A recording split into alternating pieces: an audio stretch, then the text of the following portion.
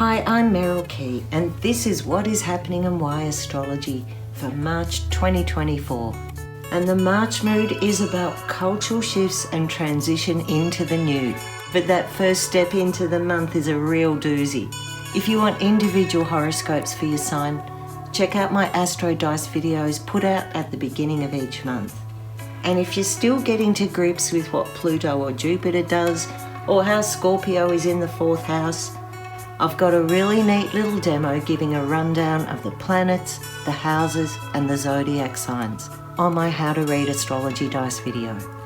If you want to go that next step and find out how to read an astrology chart or to find the asteroids in your chart, I've also got a how-to video on that. I'll put the link in the description. And if you can, every like, follow, share and subscribe is really appreciated. Thank you. We'll start with a planetary overview of the month and then break it down with support structures in place. At the end, I'll wrap all the main points up so you can mark them in your calendar. Here is what is happening and why for March 2024.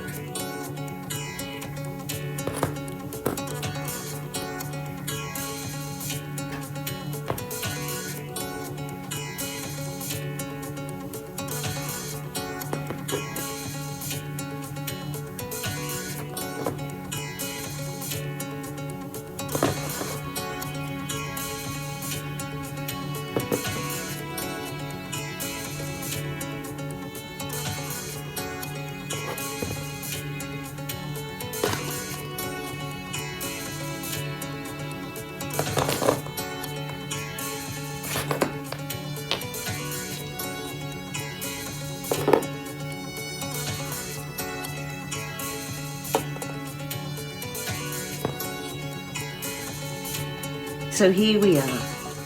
Pluto's arrived in Aquarius, and I'm feeling it like a weight has come off. I'm finding it easier to tackle things that I'd put aside, and I've made changes on things I wasn't even thinking of. Just bang, just do it. So I'm finding that really liberating.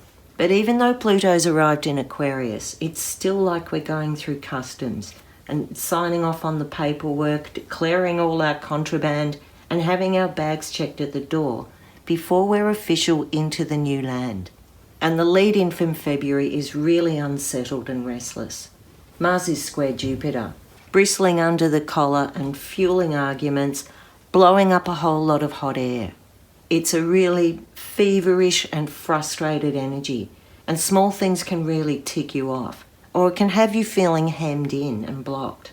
Something's out of balance, and there's this seismic groundswell to make the right adjustments. By the new moon in Pisces on the 10th, Mars will up the ante to square with Uranus, turning a fever into a piercing and pointy eruption. This can be dangerous and reckless, or it can be passionate and electric. All the microaggressions come to the surface and expose a deeper issue. Pisces is a sensitive water sign, and with the new moon, it opens up the fields on all the various betrayals and misadventures you've put yourself through. Defenses are broken down. It's like an outburst or a shocking event tips you into some deep soul searching. Uranus, who is famously erratic, has got a plan to wake you up. Although it's got beef with Mars, it's also sextile the new moon. And that means it's linking into Pisces' concern for the greater good. And it's delivering a gem in the midst of this unpleasantness. This might come as a flash of insight or compassion. It might mean that you act out of character or you bare your soul to a stranger. Some part of you is dancing free. Now, this sets up a bit of a rocky start into the new. But the universe has provided an overarching planetary network giving signposts, support and lifelines to guide us through this transition. Number 1, ease the pressure with practical solutions.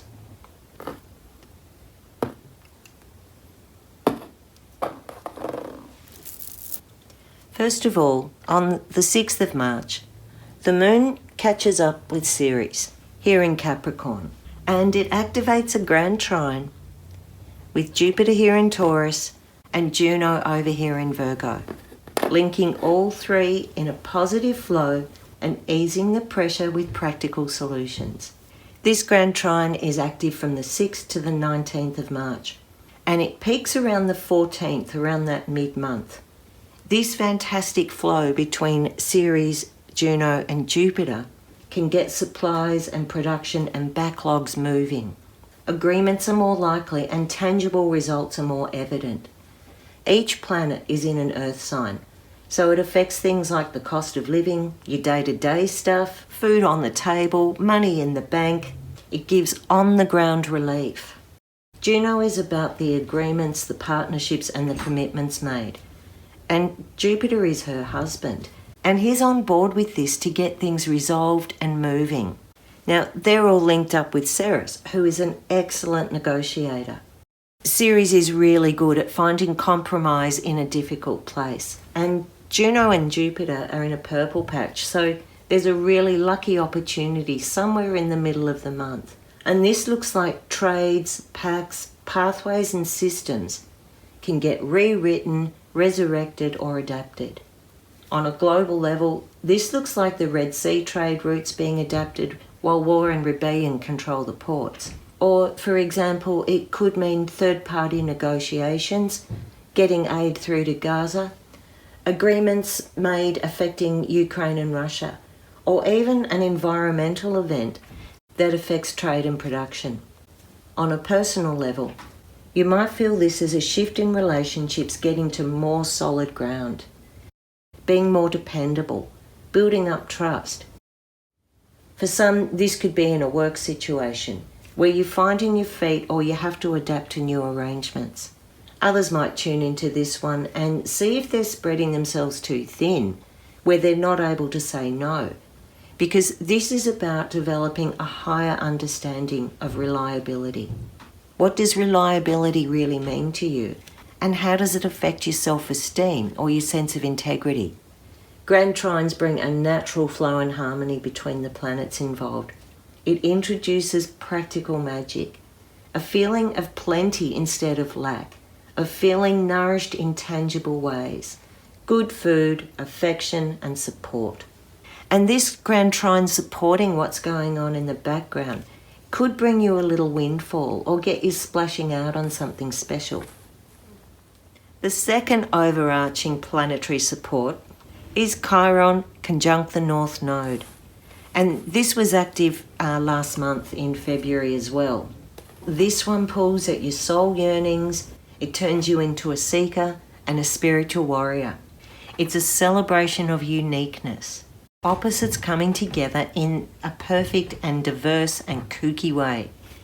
This is also soul healing on a mass scale. It indicates in the big picture we've got a cultural shift towards independence and separation from mainstream, physically, ideologically and spiritually. It's a reaction against indoctrination. It's pioneering, it's original, but it also has a paradox inherent in the process. It's a time when your deepest wounds are poked and brought to the conscious level. Aries is a brave and curious energy, and it challenges you to see your battle scars as evidence of your resilience and your ingenuity. With Chiron, it's the ability to transmute your pain and suffering into strength, wisdom, experience and compassion. Chiron works on the fringes of the mainstream, bridging the gap between tradition and far left field. He is the original soul rebel. Wherever you have Aries in your chart, you're being pulled into looking at beliefs differently, seeing a different side, not from ego, but to put an end to the suffering and the self-suffering. Aries is an I am energy. It just is. It's the first one in the zodiac. It's arrived alone. It's a leader. And it's not looking behind it to see who's following. And I am is also the lesson that comes from Chiron, but on a different level. Chiron is a half horse, half human, immortal god. Everyone can see he's not your regular can of beans. He is what he is, and not even plastic surgery can change it, and nor should it. Chiron is about accepting I am in its beautiful, unique, soulful self, and is authentic as it gets. But Chiron and the North Node in Aries are going to dig up that soul searching. Did I do it wrong? Where do I belong? What did I do to deserve this? Ultimately, it does not matter what other people think. And although it gives you pain to not feel understood or accepted, if you dig deeper, you'll come to discover your own strength and develop self-belief and integrity. Chiron's quest expands emotional intelligence. It brings wisdom and compassion where there's been judgment, and accepts diversity and paradox as an integrated whole. The third overarching planetary umbrella to protect us from some of this irritating shake-up is the sextile between Jupiter and Saturn. Hello, cultural shift.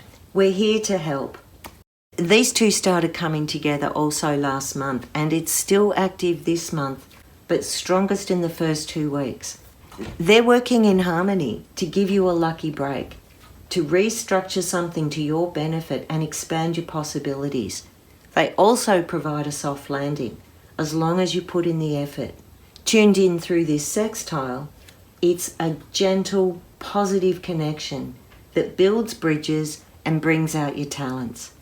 While these two are linked in, they can really help you glide through limitations. Saturn's here to protect, and it gives a dose of realism that's actually good news. For example, you finally look at your budget and you realise you're doing better in your savings plan than you thought. Or an act of kindness or humility brings back something really special and unexpected. With this one, be ready to give and receive to really get the best out of it. And these two are backing up Chiron and the North Node. They're helping you to be prepared to stand out because you hold a different set of beliefs, but they're also helping you use Chiron's gifted compassion and understanding to see the other side. Jupiter and Saturn in this position make a safety net. They're here to reward effort, investments, negotiations, and restructures. This is about being a good friend, not judging, using compassion and protection instead of restriction or isolation. On March 20, the Sun will move into Aries, and all over the world, the Sun and the Moon and our Earth are finding equilibrium, equinox. The days and nights in the Southern Hemisphere and the Northern Hemisphere are of equal length. So there's this sense of naturally finding the balance, finding the level, and just hovering in neutral for a minute before we tip into that new phase. The full moon on March the 25th pulls all of those influences into a turning point. It's at 5 degrees Libra, addressing the balance in relationships and partnerships. And the conversation has moved from snippy-snappy to something more defiant. Here's the pickle. Venus has moved to hook up with Saturn. This is usually a bit of a sour visit. Saturn insists on reality, and Venus is here for whimsy, love, and beauty. So that can put a full stop on fluffiness and burst a bubble. Mercury, the planet of communication, messages, and the mind, is conjunct Eris, the dwarf planet goddess of discord. Eris is a staunch truth teller with no filter. She inspires you to give the middle finger and protest, especially if you've been dismissed or ignored, and especially where there's hypocrisy or a double standard. So the full moon has a vibe of reaching a point where conversations just aren't enough. In this last week of March, there might be a truce, a turning point, or the end of negotiations. The grand trine being held by Juno, Jupiter and Ceres has started to dry up. And the sextile between Saturn and Jupiter is starting to separate. So you'll be standing on your own 2 feet to express what's okay and what's not okay. Jupiter, Venus and Saturn have got just enough wiggle room to establish a new set of boundaries and a rightful level of entitlement. And most likely you're going to have to ask for it. So to wrap it up, frustrations build, especially in that first part of the month, And between the 6th and the 19th, choose practical solutions to ease the pressure, and you'll really find you get a backlog moving. Ask yourself what is reliable. Where have you overdone reliability so that it's become a power imbalance? Number 2, help is at hand. Jupiter is sextile Saturn all month, but strongest in those first 2 weeks. If you've put in the work and a bit of effort, these two give you a really good foundation and help you discover new aspects of yourself. You develop new talents. You learn something about yourself. And also it projects out to give you opportunities to support and help others. The third thing to know, there are lots of feels this month. Pisces new moon on the 10th, Uranus and Mars in battle, and Chiron and the North Node all month want you to change the way you feel about betrayal or injustice, to acknowledge the pain, but grow beyond feeling a victim, to see yourself as a warrior, stripping back the layers to authenticity. And this might mean striking out alone, studying something unconventional, finding your tribe, or mentoring others, realizing we all have pain. We've all been through tough times, and it's not something to fear in yourself or in others. It's not a failing, it's a strength. Ultimately, your perceived weaknesses can become your greatest strength, with a bonus package that money can't buy: the peace and wisdom of self-acceptance and authenticity. And that lasts lifetimes. I'm Meryl Key. Thanks for watching this far, and check out the other videos on my channel if you're drawn to this sort of stuff. Find me on Instagram at my_mystery school and on my website www.merylkey.com. See you next time.